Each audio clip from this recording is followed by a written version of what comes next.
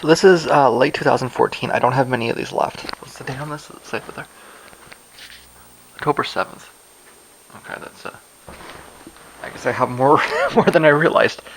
Um, Either way, it's 2014, so it's about halfway through. I guess I've watched, what was it, all July, all August, all September, I think October, November, December. That's actually nowhere near as far into it as I thought. Anyways, they're talking about the fall of the city Kobani, which is in the Kurdish administered area of northern Iraq. And the journalists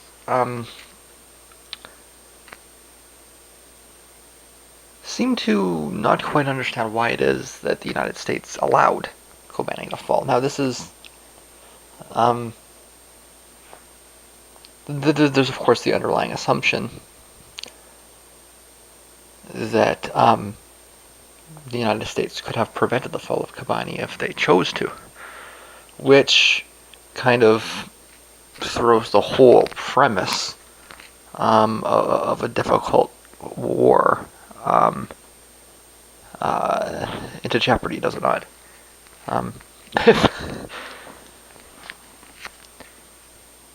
If we believe that the Americans could prevent this city from falling or that city from falling or stop this or that, then it kind of exposes the whole thing as a lie, doesn't it? But it's quite clear. I would invite anyone to watch this. Like I say, it's a daily press briefing, October 7th, 2016. I'd invite anyone to watch it, and I think it's about as clear as it can be that pretty much everyone in the room believes that if they wanted to, the Americans could have prevented the invasion of that city. And what they're trying to do is they're trying to figure out why the Americans allowed that to happen. No, they're using couched language, of course, but it's tone of voice, body language. This is how the press briefings operate. If you watch them long enough, you can see. In fact, I don't think you just have to watch them very long to realize. But that's what's going on in this room here.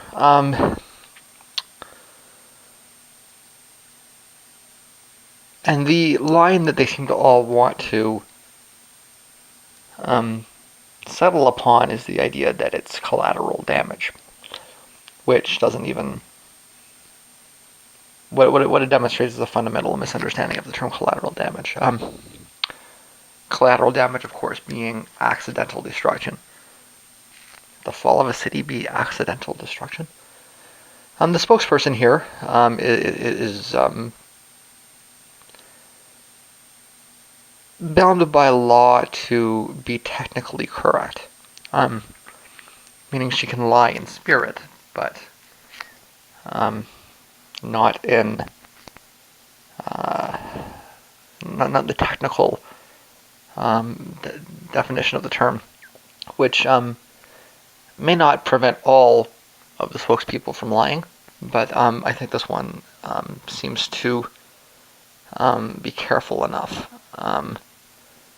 At the very least, I don't think I've ever seen a situation where I've felt a need to say, okay, you're lying. And I've watched a lot of these. Haven't seen it.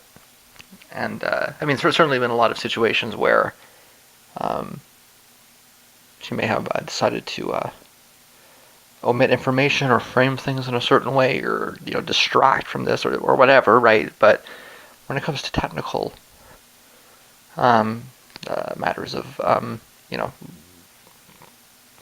truth or falsity, I think that she's usually pretty good about it. To the extent that she's aware, right? If they give her a piece of paper and she's reading something off of it, she doesn't know if it's true or not, then she's not lying, right?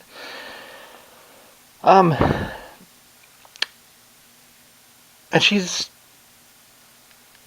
being very careful to say, no, this is not collateral damage. And I think that even if we ignore the misuse of the term collateral damage, and we try to get more of a broad scope understanding of what they're trying to say, which is that this is something that they're going to allow to happen as a sacrifice, or um, uh, of minimal importance. I still get the impression that she's trying to reject that. What she actually seems to be saying, in nearly as many terms, because she is talking about strategic objectives, is that, and she is talking about tactics and strategies fairly openly, is that the United States intended for the city to fall for strategic tactical reasons. So, what she seems to be saying here, and there's not a journalist in the room that would actually say this, um, unless there's a journalist in the room that I'm not familiar with.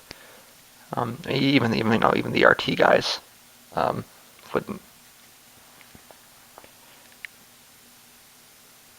The RT people seem to want to. I think his name is Elliot.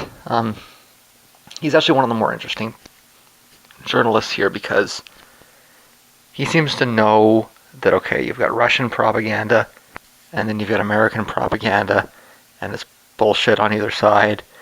And I know, the often the impression you get from this guy is that he knows she's full of shit, and he knows that she knows that he knows that she's full of shit, and there's just no pretension.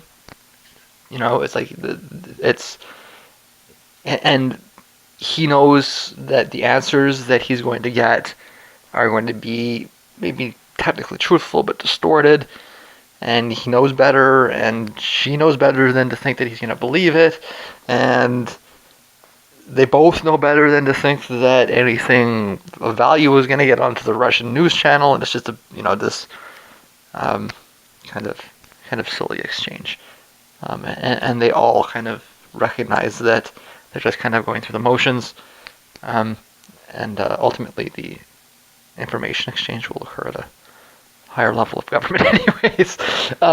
But nobody in this room would dare suggest that what she's actually saying is that the United States got out of the way in order to allow ISIS to enter Kobani. But that is essentially what she's saying, very clearly, and with very minimal ambiguity, and in a way that she intends the journalist to understand. It's not like she's dancing around it or skirting around it. She wants the journalist to understand that the reason Kobani fell to ISIS is because that's actually what the U.S. military wanted to happen in the city at that particular point of time.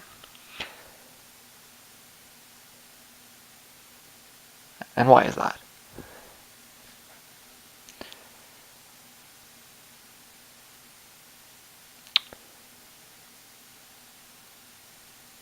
Like, maybe we should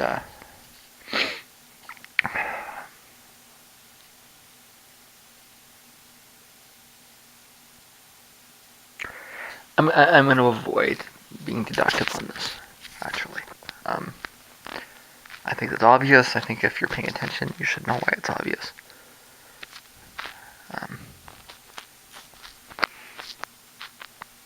But there's not direct evidence here. This is deductive, so I'm gonna back off on that. But